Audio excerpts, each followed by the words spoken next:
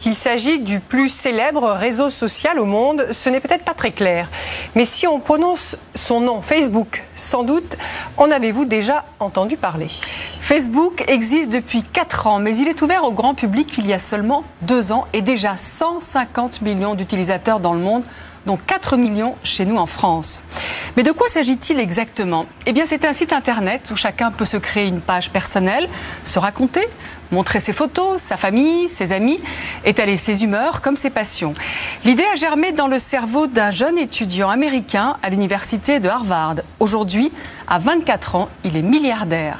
Comme le téléphone portable ou les mails en leur temps, l'ère de Facebook annonce une révolution dans la manière de communiquer et de créer des réseaux. Avec une question bien sûr, quel est le prix, voire même le danger pour la vie privée ? Jérémy Drieux, Mathieu Bierden et Franck Nozal sont partis en France, aux États-Unis et surtout sur le net à la découverte de ce nouvel outil, Planète Facebook.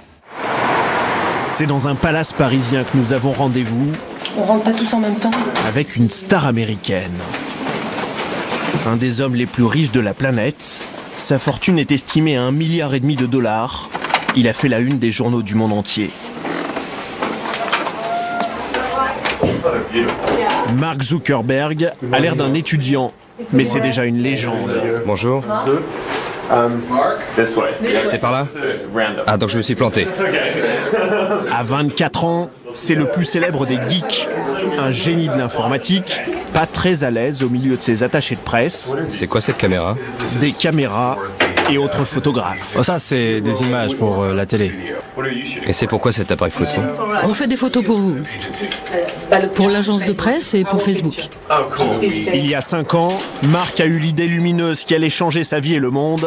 Il a inventé Facebook. On a commencé tout petit dans un dortoir de Harvard. On essayait d'aider les étudiants de l'école à partager des informations et ça a grandi tellement vite dans les autres campus puis dans le monde entier. Donc la France et Paris sont très importants pour Facebook. Il y a déjà 4 millions d'utilisateurs en France et ça augmente très vite. C'est très sympa d'être à Paris pour se connecter aux gens qui sont sur Facebook. C'est vraiment génial d'être ici. C'est vraiment une belle journée alors. Ouais. Mark Zuckerberg a imaginé et créé le nouveau phénomène de l'Internet. Après 2 ans d'existence, Facebook est en train de changer la face du web. 150 millions d'utilisateurs sur la planète, 200 000 nouveaux inscrits chaque jour. Alors Facebook, c'est quoi ? Pourquoi est-ce une révolution ? Comment s'explique ce succès sans précédent ? Et faut-il avoir peur de Facebook ? Voyage sur cette nouvelle planète avec des amis, des communautés, des photos, des hommes politiques et de l'argent bien réel dans un univers virtuel. Et vous, vous êtes sur Facebook.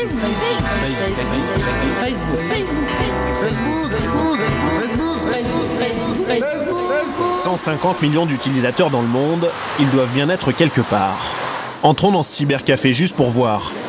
Une vingtaine de clients à les yeux rivés sur les écrans, la moitié est sur Facebook. Des photos, des messages, des amis. Alors Facebook, ça sert à quoi ? Rester en contact avec mes amis. Je voyage en ce moment et je peux mettre mes photos sur Facebook, des photos des endroits où je vais. Et comme ça, tous mes amis peuvent voir ce que je fais et moi aussi. Je peux voir ce qu'ils font. C'est le seul moyen que j'ai pour avoir des nouvelles de tous mes amis, de mon réseau et de pouvoir partager en fait toutes mes impressions, tout ce que je fais un peu à Paris et ailleurs. Vous pouvez voir tout ce que vos amis sont en train de faire, on peut s'inviter les uns les autres à des événements et puis c'est facile de rencontrer de nouvelles personnes. Avec Facebook, on dirait qu'on est dans un village en fait. Tout se rapproche facilement et c'est un truc fabuleux quoi. Vos amis, vos cousins, vos vieux potes du collège et même votre maman, tout le monde est sur Facebook car c'est pratique, convivial et facile d'utilisation. Et pour les rejoindre, c'est gratuit. Retour du bureau pour Olivier, 28 ans, consultant à Paris. Jusqu'à maintenant, ce jeune homme pressé vivait sans Facebook. Mais aujourd'hui, il a décidé de prendre un peu de temps pour s'inscrire. C'est un peu un phénomène de société et par curiosité, je voudrais savoir ce qui peut motiver 5 millions de Français à s'inscrire sur ce genre de site. À la maison, Olivier fait tomber la cravate, c'est parti. L'inscription sur Facebook ne demande qu'une connexion Internet. Première chose, entrer son vrai nom, pas un pseudo. Moi j'ai confiance, je vais mettre mes vraies coordonnées. Sur Facebook, Olivier sera donc visible sous sa vraie identité. Et en plus, Facebook pose des questions personnelles, voire intimes. On me demande même mes orientations sexuelles. On me dit intéressé par homme, femme. Je suppose que c'est de ça dont il s'agit. Donc là, tout le monde sait que vous êtes hétérosexuel. A priori, oui, normalement, tout le monde le sait. Là. Je regarde en dessous opinion politique, religion. Je vais le mettre, hein, c'est le jeu. Olivier n'est heureusement pas obligé de répondre. Collecter ces informations, c'est illégal selon la loi française. Facebook, lui, est américain et veut tout savoir.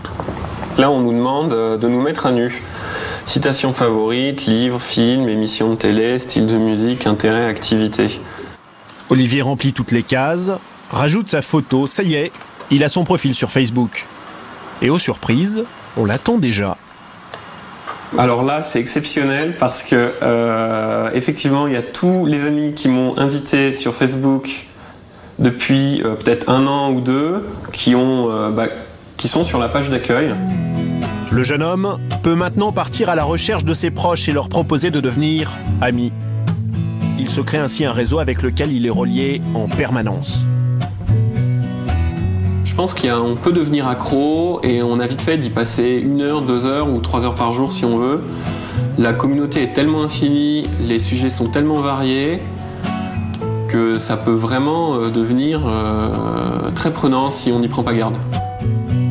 Avec Facebook, Olivier sera au centre de sa communauté d'amis qui ont eux-mêmes des amis, qui ont eux-mêmes des amis. Chaque utilisateur est donc connecté à l'ensemble de l'humanité. C'est cela, la planète Facebook. 150 millions de terriens sont ainsi à portée de clic de n'importe qui. Mais alors, que faire de tous ces amis ? Benjamin, 23 ans, est un mordu de Facebook. Actuellement au chômage, ce jeune homme a créé un groupe d'amis à Lyon pour se retrouver dans la vraie vie. Aujourd'hui, il prépare une drôle d'opération. On a toute la description qui est ici, avec tout ce qui est lieu, horaire et date. Et ici, on a donc le nombre de personnes. Donc il y a presque 550 personnes qui ont confirmé. Benjamin est timide, mais pour déplacer les foules, il a une technique très au point. Inviter ses amis, leur dire d'inviter leurs amis.